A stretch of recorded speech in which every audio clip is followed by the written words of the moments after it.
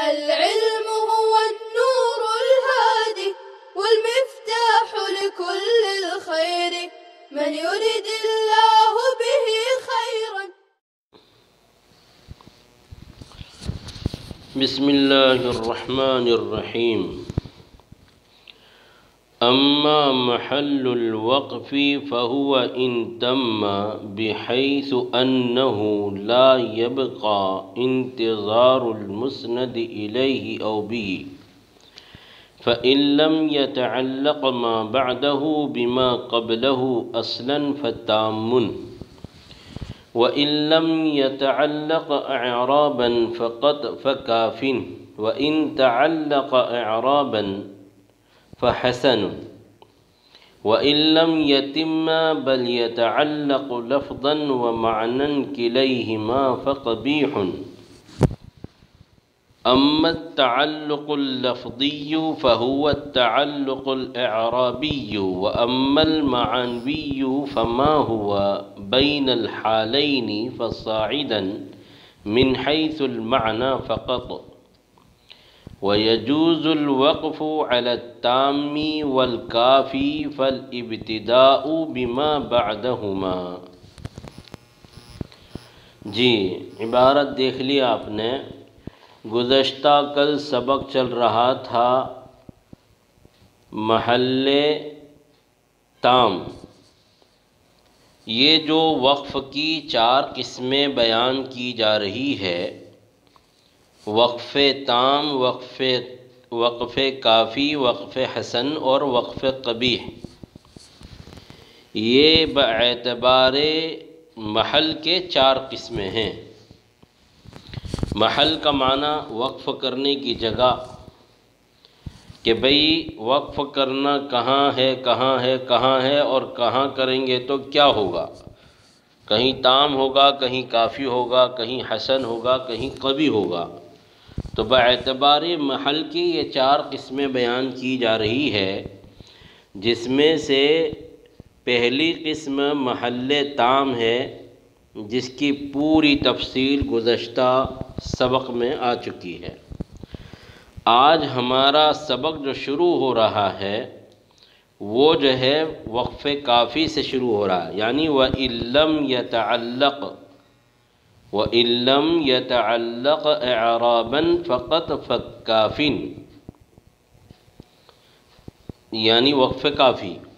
وَإِن لَّمْ يَتَعَلَّقْ، اور اگر تعلق باقی نہ رہے، یعنی کلمہ موقوف کو اپنے ما بعد سے تعلق باقی نہ رہے، اعرابی یعنی لفظی صرف، تو اس کا نام وقف کافی ہے. یعنی لفظی تعلق باقی نہ رہے البتہ معنوی تعلق باقی رہے تو اس کا نام کیا ہے؟ وقف کافی ہے. اب ترجمہ یوں ہوگا کہ اور اگر صرف جو ہے لفظی تعلق باقی نہ رہے تو اس کا نام وقف کافی ہے. وقف تام تو گزر چکا ہے. وقف کافی، وقف کافی کو کافی اس لیے کہا جاتا ہے کہ یہاں پر کلام جو موقوف، یہاں یعنی کلام موقوف کو اپنے ما بعد سے مستغنی اور ما بعد اس سے مستغنی ہیں باعتبار معنی دینے کے لیے، اور یہ گویا کہ اپنا معنی اور مفہوم ادا کرنے میں کافی ہو جاتا ہے. اس وجہ سے اس کو جو ہے وقف کافی کہتے ہیں. علامہ اشمونی رحمۃ اللہ علیہ نے فرمایا کہ وَسُمِّيَ كَافِيًا لِاكْتِفَائِهِ عَمَّا بَعْدَهُ وَاسْتِغْنَاءَ مَا بَعْدَهُ عَنْهُ، کہ کلام موقوف اپنے معنی دینے میں ما بعد سے مستغنی ہے اور ما بعد اس سے مستغنی ہے. اس وجہ سے اس کو کیا بولتے ہیں؟ وقف کافی بولتے ہیں. جی اب یہ وقف کافی جو ہے آیت پر بھی ہو سکتا ہے اور درمیانی آیت پر بھی ہو سکتا ہے. جیسے مثلا گزشتہ جو مثال دی تھی الحمدللہ رب العالمین الرحمن الرحیم مالک یوم الدین، تو الحمدللہ رب العالمین پر وقف کرنا کافی ہے، الرحمن الرحیم پر وقف کرنا کافی ہے، اور مالک یوم الدین پر وقف کرنا کیا ہے؟ تام ہے۔ اس لیے کہ اللہ کی جو صفات بیان کی جا رہی، ایک کا دوسرے سے، دوسرے کا تیسرے سے جو ہے معنوی تعلق تو باقی ہے، البتہ لفظی تعلق کیا ہو گیا؟ ختم ہو گیا، یعنی لفظی تعلق باقی نہیں رہا، تو اس لیے یہ کیا ہوا؟ وقف کافی ہوا۔ دوسری مثال لے لیجئے، جیسے کہ ذالک الکتاب لا ریب فیہ ھدی للمتقین الذین یؤمنون بالغیب ویقیمون الصلاة ومما رزقناہم ینفقون، تو ینفقون پر بھی وقف کیا ہے؟ کافی ہے۔ اسی طریقے سے والذین یؤمنون بما انزل الیک وما انزل من قبلک پر بھی وقف کافی ہے، وبالآخرۃ ھم یوقنون پر بھی کیا ہے؟ وقف کافی ہے۔ اس کا جو ہے تام کہاں ہوگا؟ اولئک علی ھدی من ربہم واولئک ھم المفلحون، یعنی ایک کا دوسرے سے اعرابی اور لفظی تعلق نہیں ہے، البتہ معنوی تعلق ہے، تو اس کو کیا کہتے ہیں؟ وقف کافی کہتے ہیں۔ جی، اب اس کے بعد کہہ رہے ہیں کہ وَإِن تَعَلَّقَ إِعْرَابًا فَحَسَنٌ، اور اگر جو ہے کلمہ موقوف کو اپنے ما بعد سے صرف جو ہے اعرابی، یعنی یہاں صاحب کتاب نے فقط نہیں کہا، صرف ترجمہ غلط ہو گیا، اب یوں اس کا ترجمہ کریں گے وَإِن تَعَلَّقَ إِعْرَابًا فَحَسَنٌ، اور اگر کلمہ موقوف کو اپنے ما بعد سے اعرابی اور لفظی تعلق ہو تو اس کو کیا بولیں گے؟ وقف حسن بولیں گے، وقف حسن بولیں گے۔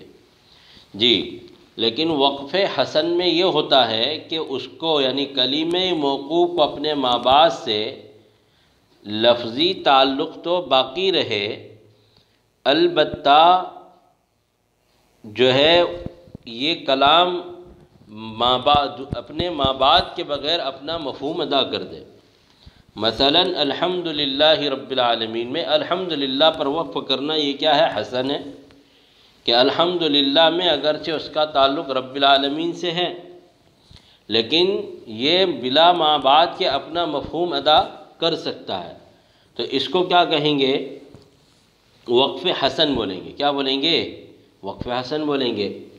لیکن یہاں پر تھوڑا سا مسئلہ یہ ہے کہ مصنف نے وقف حسن کے باب میں ما بعد سے صرف تعلق لفظی کے بقا کی کیا ہے؟ صراحت فرمائی ہے، اور تعلق معنوی کے لیے کوئی صراحت نہیں فرمائی ہے، جبکہ وقف تام میں اور جو ہے اسی طریقے سے وقف کافی میں لفظی و معنوی دونوں تعلق کے انقطاع و بقا کی کیا فرمائی؟ صراحت فرمائی۔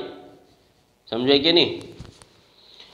تو ظاہر ہے کہ محل حسن میں تعلق معنوی سے متعلق خاموش عبارت، تو اس کے بقا اور عدم دونوں کو یہ کیا ہے؟ متحمل ہے۔ تو ظاہر ہے کہ یہ ایک مسئلہ ہے کہ یعنی جہاں پر تعلق اگر لفظی اگر تعلق باقی ہو تو معنوی باقی، تو یعنی لفظی تعلق اگر باقی رہے گا تو معنوی تو ضرور باقی رہے گا، لہذا محل حسن کی تعریف کہ جس کو اپنے ما بعد سے لفظی و معنوی تعلق ہو مگر کلام مفید ہو تو یہ محل حسن ہے، یعنی کلمہ موقوف کو اپنے ما بعد سے لفظی تعلق بھی ہو اور معنوی تعلق بھی ہو، لیکن یہ ایسی جگہ پر وقف کیا جائے کہ کلام اس سے مفہوم اور مراد سمجھ میں آ جاتی ہے، تو اس کو کیا بولیں گے؟ وقف حسن بولیں گے۔ اور بعض لوگ کہتے ہیں کہ بھئی کبھی ایسا بھی ہوتا ہے کہ وقف حسن میں یعنی لفظی تعلق تو البتہ باقی رہتا ہے لیکن معنوی تعلق ختم ہو جاتا ہے، بعض لوگوں کی رائے ایسی ہے۔ اور بعض کہتے ہیں کہ بھئی لفظی تعلق اگر رہے گا تو ظاہر سی بات ہے کہ معنوی تعلق ضرور رہے گا، اس لیے کہ لفظی تعلق کے باقی رہنے کے لیے معنوی تعلق کا باقی رہنا ضروری ہے، جیسا کہ صاحب جواہر النقیہ نے بھی لکھا ہے کہ یہ تعلق ہوگا، یعنی اگر لفظی تعلق ہوگا تو معنوی بھی ضروری ہوگا، کیونکہ لفظی تعلق کو معنوی تعلق کیا ہے؟ لازم ہے۔ لفظی ہے تو ظاہر سی بات ہے کہ معنوی بھی ہوگا۔ اسی طریقے سے ملا علی قاری رحمۃ اللہ علیہ کی بھی رائے یہی ہے، وہ بھی یہ کہتے ہیں کہ جو ہے لفظی تعلق اگر ہے تو معنوی تعلق ضرور ہوگا۔ تو بہرحال یہاں عبارت اس سے خاموش ہے کہ معنوی تعلق باقی رہے گا یا نہیں رہے گا۔ تو بعض کہتے ہیں کہ کبھی ایسا بھی ہوتا ہے کہ لفظی تعلق باقی رہتا ہے لیکن معنوی تعلق ختم ہو جاتا ہے۔ تو اس کا جواب یہ دیا جائے گا کہ یہاں تعلق معنوی کے ختم ہونے سے مراد بالکلیہ ختم ہونا نہیں ہے، بلکہ تعلق لفظی باقی رہنے کی صورت میں تعلق معنوی بالکلیہ ختم ہو جاتا ہے۔ اور جو حضرات کہتے ہیں کہ معنوی تعلق باقی رہتا ہے، اس سے بالکلیہ بقا بھی مراد نہیں ہے، ورنہ تو پھر جو ہے یہ کلمہ موقوف اپنے ماں باپ کے بغیر اپنا کلام کیسے جو ہے مفید ہو سکتا ہے۔ تو بہرحال اس طریقے سے اکثر علماء کی رائے یہ ہے کہ اگر لفظی تعلق ہے تو معنوی تعلق تو ضرور باقی رہے گا، یعنی لفظی تعلق کے بقا کے لیے معنوی تعلق مستلزم ہے۔ جی، تو بہرحال وقف حسن جو ہوا کہ کلمہ موقوف کو اپنے ماں باپ سے لفظی تعلق باقی رہے تو اس کا نام وقف حسن ہے۔ لیکن یہ وقف حسن یعنی ایسی جگہ پر وقف کیا جائے کہ جس سے کلام اور مفہوم سمجھ میں آ جاتا ہے، اگرچہ اس کا ماں باپ سے ابھی لفظی تعلق باقی ہے۔ جیسے بھی آپ کے سامنے مثال دی، الحمدللہ رب العالمین میں الحمدللہ پر وقف کرنا، اور بسم اللہ الرحمن الرحیم میں بسم اللہ پر کیا کرنا؟ وقف کرنا۔ جی، اس کے بعد فرمایا کہ وَإِن لَّمْ يَتِمْ بَلْ يَتَعَلَّقُ لَفْظًا وَمَعْنًا كِلَيْهِمَا فَقَبِيحٌ، اور اگر تعلق پورا نہ ہو بلکہ لفظی اور معنوی تعلق باقی رہے، دونوں، بلکہ لفظی اور معنوی دونوں تعلق باقی رہے تو اس کا نام وقف قبیح ہے۔ اس کا نام کیا ہے؟ وقف قبیح ہے۔ دیکھیے یہاں پر صاحب کتاب محل وقف کی چوتھی قسم جو ہے قبیح کی شکل میں بیان کر رہے ہیں کہ ایسی جگہ پر وقف کرنا کہ اس کلمہ موقوف کو اپنے ماں باپ سے لفظی اور معنوی دونوں تعلق کیا رہے؟ باقی رہے، تو اس کا نام کیا ہے؟ وقف قبیح ہے۔ اور اسی طریقے سے آگے کیا بیان کیا؟ وَإِن لَّمْ يَتِمْ بَلْ يَتَعَلَّقُ لَفْظًا وَمَعْنًا كِلَيْهِمَا فَقَبِيحٌ، تو اس کا نام کیا ہے؟ وقف قبیح ہے۔ جی، تو اب وقف قبیح ہوگا تو پہلے اس کو یہ سمجھ لے کہ امت تعلق اللفظی، تعلق لفظی کسے کہتے ہیں؟ تو کہہ رہے ہیں کہ تعلق لفظی وہ تعلق اعرابی ہے، اور بہرحال تعلق معنوی فما ہوا تو وہ بین الحالین فصاعدن، دو یا دو سے زائد، فصاعدن کا کیا ترجمہ کریں گے کہ دو یا دو سے زائد حالتوں کے درمیان میں باعتبار معنی کے صرف کیا ہو؟ تعلق ہو۔ وَيَجُوزُ الْوَقْفُ عَلَى التَّامِ وَالْكَافِي، اور وقف کرنا جائز ہے تام اور کافی پر، اور اگر وقف اگر آپ نے تام اور کافی پر کر دیا فَالْإِبْتِدَاءُ بِمَا بَعْدَهُمَا، تو تام اور کافی پر جو ہے ماں باپ سے کیا ہوگی؟ ابتدا ہوگی۔ تو تعلق لفظی آپ نے سمجھ لیا اور تعلق معنوی بھی آپ نے سمجھ لیا۔ جی، تو اگر کلمہ موقوف کو اپنے ماں باپ سے لفظی اور معنوی دونوں قسم کا تعلق ہو اور جو ہے ایسی جگہ پر وقف کر دیا جائے کہ اس سے کلام مفہوم نہیں ہو رہا ہو، سمجھ میں نہیں آ رہی ہے، تو یہ وقف قبیح ہے۔ جیسے الحمدللہ رب العالمین میں الحمد پر وقف کرنا، بسم اللہ الرحمن الرحیم میں بسم پر وقف کرنا، تو ظاہر سی بات ہے کہ اس طریقے سے وقف کرنا یہ کیا ہوگا؟ قبیح ہوگا۔ اور قبیح کی ایک چیز یہ بھی ہے، قبیح کی ایک جو ہے شکل یہ بھی ہے کہ آپ نے وقف تو ایسی جگہ پر کیا کہ کلام مفید مفہوم سمجھ میں آ رہا ہے، لیکن کلام ایسا ہو گیا جو مراد الہی اور قرآن کریم کی منشا کے خلاف ہو گیا۔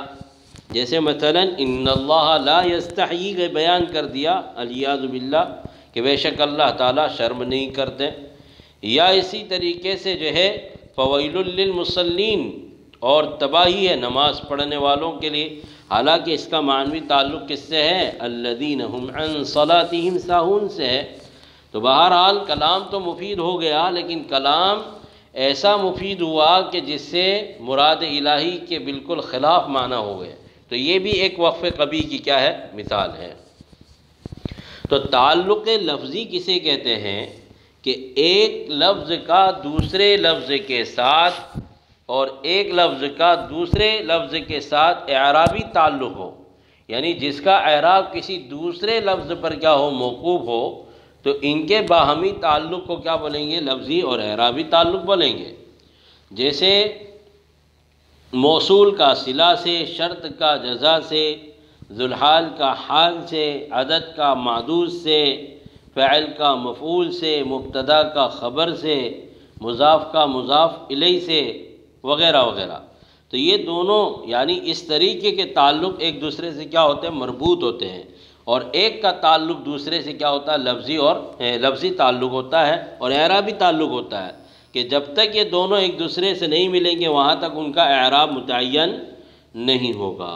تو بہرحال یہ کیا ہے؟ تعلق لفظی ہے۔ اور تعلق معنوی جو دو یا دو سے زائد حالتوں کے درمیان ہو، جیسے مثلا الحمدللہ رب العالمین میں اللہ کی صفات بیان کی گئی، تو رب العالمین ایک صفت، الرحمن دوسری صفت، الرحیم تیسری صفت، مالک یوم الدین چوتھی صفت۔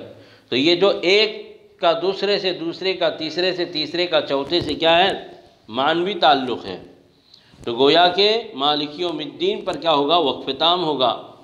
اسی طریقے سے مومنین کا ذکر چل رہا ہے تو مومنین کی صفات کا ذکر چل رہا ہے، تو جب تک مومنین کی صفات مکمل نہیں ہوگی، چاہے بیچ میں آیت آ جاوے، سمجھے کہ نہیں، تو بھی جو ہے ابھی معنوی تعلق اپنے ماں بعد والی آیت سے اس کا باقی رہے گا۔ آیت ہونے کا یہ مطلب نہیں کہ جو ہے یہاں پر معنوی تعلق ختم ہو گیا، بلکہ آیت پر ہوتا ہے، جیسا کہ گزشتہ کل سبق میں پڑھا کہ آیت ہوتی ہے، اس کے باوجود اس پر لا لکھا جاتا ہے، یعنی معنوی تعلق ماں بعد سے باقی ہے۔ تو یہ تو معنوی تعلق کسے کہتے ہیں؟ کہ دو یا دو سے زیادہ جو ہے چیزوں کے درمیان میں ایک دوسرے کا تعلق ہے۔ اللہ کی صفات کا ذکر چل رہا ہے تو ابھی صفات مکمل نہیں ہوئی، مومنین کی صفات کا ذکر چل رہا ہے، ابھی صفات مکمل نہیں ہوئی ہے۔ اسی طریقے سے منافقین کی جو ہے صفات اور ان کی جو ہے حالتوں کا بیان ہو رہا ہے، ابھی ان کی مکمل حالتیں نہیں ہوئی ہیں، سمجھے کہ نہیں؟ تو ایک کا دوسرے سے، دوسرے کا تیسرے سے، تو کہہ رہے ہیں کہ دو یا دو سے زائد حالتوں کے درمیان میں جو تعلق رہتا ہے اس کو کیا بولیں گے؟ تعلق معنوی بولیں گے۔ جی تو فما واما المعنوی فما ہوا بین الحالین فصاعدا من حیث المعنی فقط، یعنی معنوی تعلق کسے کہیں گے؟ صرف جو ہے باعتبار معنی کی کیا ہو؟ تعلق باقی رہے، یعنی فقط کی قید سے صاحب کتاب جو ہے، یہ فقط کی جو قید ہے یہ احترازی ہے، یعنی تعلق اعرابی سے اور لفظی سے احتراز مقصود ہے، سمجھے کہ نہیں؟ اس لیے کہ معنوی تعلق باعتبار اوصاف کے، باعتبار معنی اور مفہوم کے، واقعہ کے ہوتا ہے۔ جی تو فقط کا مطلب یہ ہے کہ باعتبار معنی کے ہو۔ وَيَجُوزُ الْوَقْفُ عَلَى التَّامِّ وَالْكَافِي فَالِابْتِدَاءُ بِمَا بَعْدَهُمَا، یہاں سے صاحب کتاب علیہ الرحمہ جو ہے وقف تام اور وقف کافی کا حکم بیان کر رہے ہیں، کہ اب جیسے صاحب کتاب نے محل وقف کی جو ہے تعریفات بیان کر دی اور اس کی قسمیں بیان کر دی کہ محل وقف کی 4 قسمیں ہیں، تام، کافی، حسن، قبیح۔ تو اب یہاں سے تام اور کافی کا کیا ہے؟ حکم بیان کر رہے ہیں، کہہ رہے ہیں کہ وقف کرنا جائز اور درست ہے تام اور کافی پر، اور اگر تام اور کافی پر اگر آپ نے وقف کر دیا تو ماں بعد سے کیا ہوگی؟ ابتدا ہوگی، سمجھے کہ نہیں؟ اور وقف تام کہاں ہوتا ہے، وقف جو ہے کافی کہاں ہوتا ہے، وہ ابھی آگے والے سبق میں آئے گا کہ وہاں پر بیان کیا گیا ہے کہ کون سی علامت وقف کس کے لیے علامت بطور علامت ہوتا ہے اور اس کا کیا مفہوم ہوتا ہے۔ تو یہاں پر جو ہے صاحب کتاب محل وقف اور اسی طریقے سے محل تام محل کافی اور محل تام دونوں کا حکم بیان کیا کہ اگر ایسی جگہ پر وقف ہو جائے تو ما بعد سے کیا ہوگا، ابتدا ہوگی، اعادے کی ضرورت نہیں ہے، اس لیے کہ یہاں پر وقف کرنا کیا ہو گیا، کافی ہو گیا، اور تام ایسی جگہ پر وقف ہوا کہ جہاں پر جو ہے معنوی تعلق بھی ایک کا دوسرے سے کیا ہو گیا، ختم ہو گیا۔ جی، تو تام اور کافی پر وقف جو ہے اختیاری کرنا جائز اور صحیح ہے، کیونکہ یہ بالکل جو ہے وقف کرنے کے کیا ہے، محل ہے۔ جی، اور اگر کسی وجہ سے اگر درمیان میں وقف ہو جائے تو پھر اس صورت میں وہ وقف حسن ہوگا، اور اس صورت میں کیا ہوگا، اعادہ ہوگا، جیسا کہ آئندہ اس کا ابھی بیان آئے گا۔ جی، تو اب یہاں پر جو ہے تعلق معنوی اور تعلق لفظی، تو یہاں پر وقف کرنا جائز ہے تام اور کافی پر، اور اس کے ما بعد یعنی وقف تام اور وقف کافی پر اگر آپ نے وقف کر دیا تو اس صورت میں کیا ہوگی، ابتدا ہوگی۔ ابتدا کسے کہتے ہیں کہ جہاں پر آپ نے وقف کیا ہے اس کے ما بعد سے پڑھنے کو کیا بولیں گے، ابتدا کہیں گے، یعنی ابتدا کے جو ہے لفظ سے ہی مفہوم سمجھ میں آ رہا۔ اور اعادہ کس کو کہیں گے کہ جہاں پر آپ نے جو ہے وقف کیا ہے اس کلمے سے یا اس کے ماقبل ایک دو کلمات کو لوٹا کر جو ہے کیا کرنا، پڑھنے کو کیا بولیں گے، اعادہ بولیں گے۔ تو وقف تام اور وقف کافی میں جو ہے کیا ہوتا ہے، ابتدا ہوتی ہے، اور وقف حسن اور اسی طریقے سے وقف کبھی میں کیا ہوتا ہے، اعادہ ہوتا ہے۔ جی، تو اب یہاں پر یہ آپ کے بات سمجھ میں آ گئی۔ اب وقد رسموا لها فی المصاحف رموزا مرتبۃ سے اگلا سبق انشاءاللہ آئندہ شروع کریں گے۔ السلام علیکم ورحمۃ اللہ وبرکاتہ۔ السلام عليكم، لا تنسوا الاعجاب بالفيديو والاشتراك في القناة تشجيعا لنا لنستمر بنشر المزيد إن شاء الله.